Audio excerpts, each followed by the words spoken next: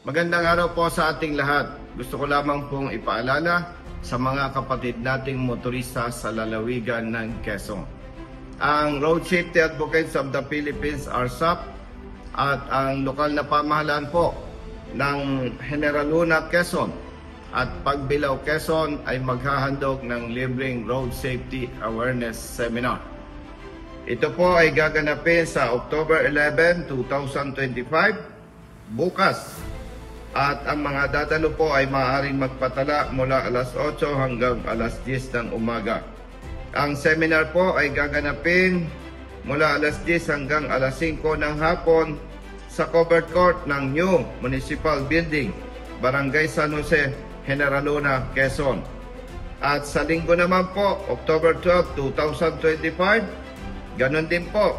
Ang mga dadalo ay maaaring magpatala alas 8 hanggang alas 10 ng umaga at ang seminar naman ay alas 10 ng umaga hanggang alas 5 ng hapon sa Pagbilao Municipal Covered Court, Pagbilao, Quezon.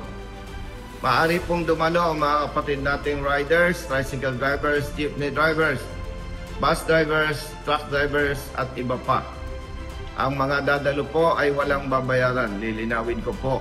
At kayo ay makakatanggap ng certificate at stickers ng RSAP bilang mga bagong kasapi ng ating advokasya.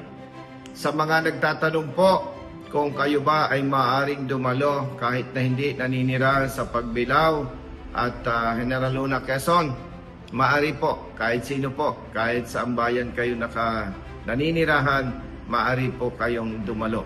Gusto ko lang pong banggitin na kasama rin natin ang B-Star, Silontar, Gili Helmets, and Zebra Helmets na kung saan sila po ay maghahandog ng ilang mga items. Magpaparapol po tayo bilang suporta sa ating advokasya. Lilinawin ko po, ang seminar na ihandog namin para sa inyo ay libre. Magkita-kita po tayo. Maraming salamat po at mabuhay tayong lahat.